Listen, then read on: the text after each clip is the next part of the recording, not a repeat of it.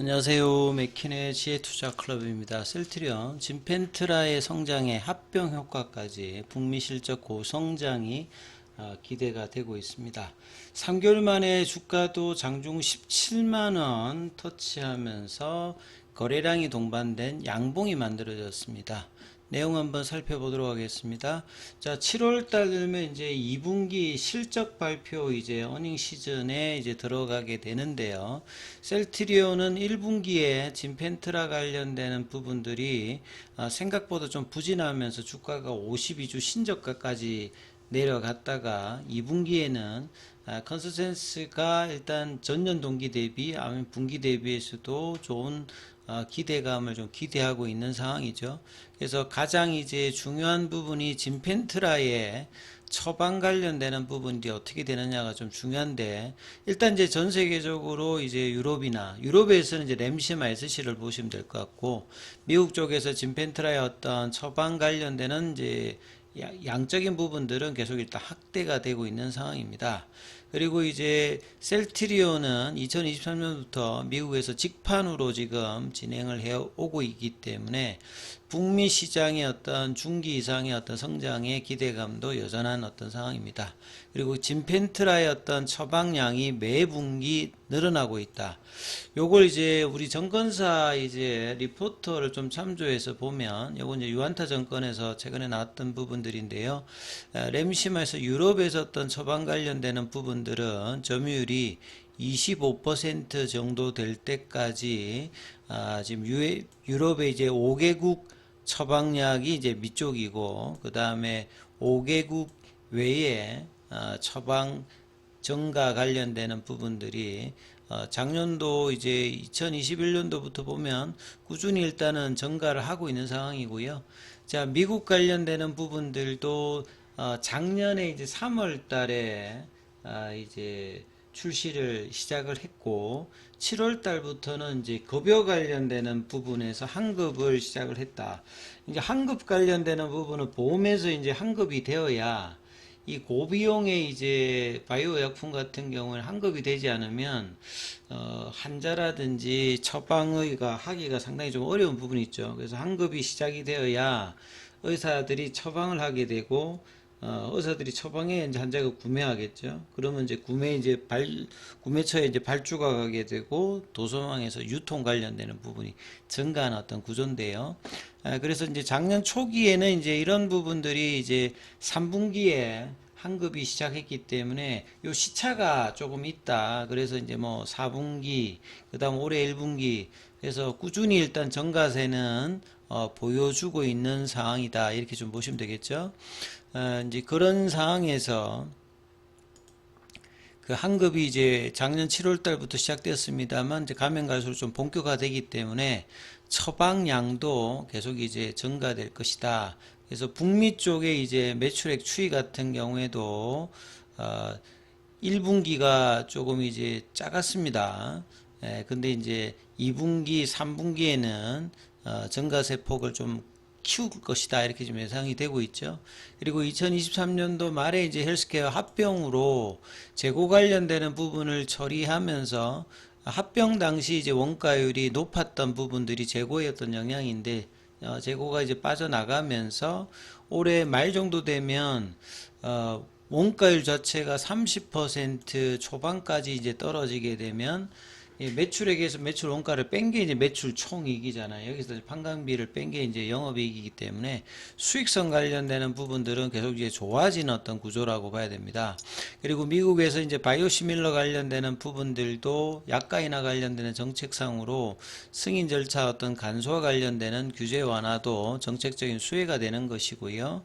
그래서 생산 과정에서 어떤 원가 절감이라든지 유통, 그 다음에 판매 체계 어떤 구축 관련되는 부분이 최근에 중요하고, 그 다음에 이제 여기서 나왔던 산도주 같은 경우에 이제 3대 PBM 중 하나인 CBS 자회사 코다비스를 통해서 이 모즈를 프라이빗 라벨로 지금 유통해서 시장 점유율이 삼성보다 지금 한 몇 배 정도 높게 지금 나오고 있거든요. 프라이빗 라벨이라는 말은 이제 어떤 거냐면, 그 바이오 이제 시밀러 회사가 직접적으로 이제 판매를 하는 것이 아니라 대표적으로 이제 PBM 같은 회사가 상표를 붙여가지고 이제 그 라벨을 붙여가지고 유통하는 건데, 마치 이제 우리 이마트 같은 데 가면 그 자체적인 이제 PB 상품들이 있잖아요. 코스트코 같으면 이제 뭐 코크라인입니까? 고기가 있고, 이제 뭐 이마트 같은 경우에는 자체적으로 이제 노브랜드 뭐 이런 이제 제품들이 제조사는 따로 있는데 브랜드가 다르게 가서 라벨을 붙여가 하는 건데요. 요게 이제 최근에 이제 바이오 의약품 관련해서 좀 핫한 이슈이기도 합니다. 그 다음에 이제 규제 완화 초기에 이제 시장 진입 장벽이 낮아졌다, 이렇게 볼 수 있다고 이제 권혜순 유진투자증권연구원이 이야기합니다만, 결국적으로 이제 미국 시장에서 많은 기업들이 아니라 경쟁력을 가지고 있는 소수 기업이 이제 바이오시밀러 시장에서도 장기적으로 안전적인 수익을 거둘 수 있는데, 셀트리온 같은 경우에는 이런 수익성 관련해서 티터 개선이라든지 직판이라든지 이런 걸 통해서 그 상당히 이제 중장기적으로 이제 기대감을 여전히 가질 수 있다, 이렇게 봐야 되겠죠. 앞서 말씀드렸듯이 진펜트라는 유럽의 EU 주요 5개국, 이제 가장 시장 큰 건 이제 독일입니다. 그다음 뭐 스페인, 이탈리아, 영국, 프랑스, 여기에서도 25% 점유를 하고 있고, 그 다음에 진펜트라 미국에서도 계속 이제 처방량이 증가되고 있다는 부분들을 보여주고 있기 때문에 2분기 그 다음 하반기까지 실적 기대감은 여전히 있는 상태에서 주가는 계속 좀 부진한 어떤 부분들을 보여주고 있는데, 오랜만에 오늘 좀 유동성이 좀 들어왔다라고 봐야 되겠죠. 시장은 이제 3천선을 넘어서 기존 상반기 주도 섹터들이 조선, 뭐 방산, 원자력, 그 다음에 이제 상법 개정 관련되는 지수사라든지 금융주들이 이제 주도를 했고, 상대적으로 뭐 제약바이오라든지 2차전지, 뭐 화학, 철강 이런 쪽은 유동성 수혜를 전혀 못 받는 섹터가 확실하게 조금 차별화되어 있었는데, 오늘 같은 경우는 주도주 쪽에서 차익 매도가 조금 나오면서 제약바이오 쪽으로 수급이 아침부터 좀 들어왔어요. 셀트리온도 그렇고, 셀트리온 제약 같은 경우에도 강한 흐름들을 보여주면서 이제 상대적으로 이제 밸류에이션 매력을 가지고 있는 섹터의 어떤 기대감들이 좀 지속될지 여부를 좀 체크해야 되는 어떤 구간이다, 이렇게 보시면 될 것 같습니다.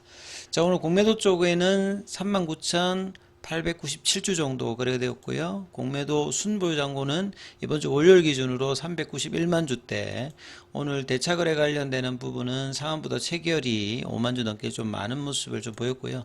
차트 흐름에서 보시게 되면 N자형 패턴을 갈 수 있는 기준봉을 만들었다는 게 가장 일단 중요하죠. 그리고 그동안 수급 압박이 프로그램이라든지 외국계에서 계속 있다가, 오늘은 프로그램, 외국계, 기관 쪽에서도 매수가 강하게 일단 들어왔고, 이번 주 들어서 이제 개인들은 매도를 하면서 대응을 하는 모습이었고요. 제가 이제 17만원, 18만원이 넘어가야 이 박스권 상단의 모습을 볼 수 있다고 계속 말씀드렸는데, 지금 오늘 양봉이 나오면서 일단 N자형 패턴을 만드는 어떤 모습의 기준을 일단은 만들어 줬습니다. 그래서 이 부분들이 상당히 의미가 있는 거죠. N자형 패턴으로 만들 수 있는.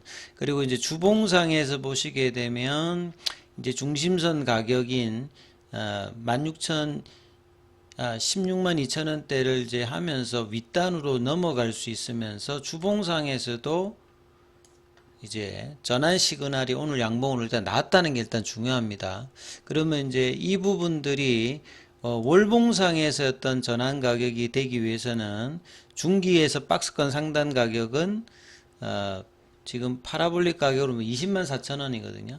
그러니까 20만 4천원을 가기 위해서 지금 17만원, 18만원이 넘어가야 일봉이나 주봉이 바뀌어서 이제 20만원 또 볼 수 있는 거기 때문에, 요 이제 17만원, 18만원 선의 가격을 얼마만큼 강한 이제 거래량을 동반하면서 셀트리온이 넘어가 준다면, 이제 장기간, 이 지금 3년 동안 넘게 지금 진행되었던 이 박스권, 이 부분을 벗어나는 얼음들을 유동성이 이제 공급돼야 되는데 사실 이제 유동성이 2021년도 이후에 지금 몇 년 동안 보시면 굉장히 지금 작은 어떤 상태입니다. 그래서 그 주가가 올라갈 때 보면 항상 이렇게 거래량이 2017년도에도 이렇게 올라가면서 올라갔고요. 그 다음에 코로나 기간에도 유동성이 공급되면서 이렇게 올라갔거든요. 그러니까 최근에 이제 유동성 부족이 몇 년 동안 진행됐던 부분들이 개선이 되기 위해서 저평가 영역을 벗어나기 위해서 유동성 공급이 일단 가장 중요한데 오늘 들어왔던 기관 외국인 매수세가 좀 더 이제 강하게 17만원, 18만원 구간까지 이어지는 수급이 나오는지를 좀 체크하시면서 그럼 살펴보시기 바라겠습니다.